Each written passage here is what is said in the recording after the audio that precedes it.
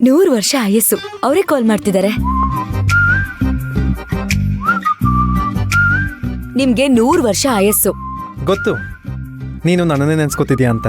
ನಿಮ್ಗೆ ಹೇಗ್ ಗೊತ್ತಾಯ್ತು? ಯಾಕೆಂದ್ರೆ ನಾನು ನಿನ್ನ ನೆನ್ಸ್ಕೊತಿದ್ದೀನಲ್ಲ.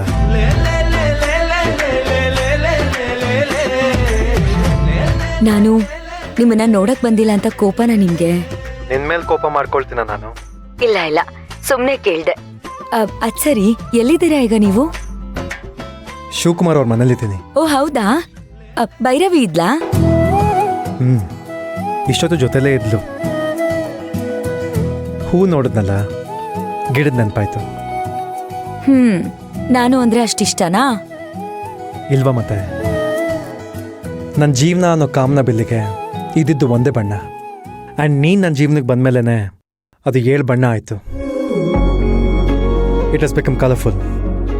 ಏನು, ಜೈಲಲ್ಲಿ ತುಂಬಾ ಕವಿತೆಗಳನ್ನ ಓದ್ತಾ ಇದ್ರಿ ಅಂತ ಅನ್ಸತ್ತೆ.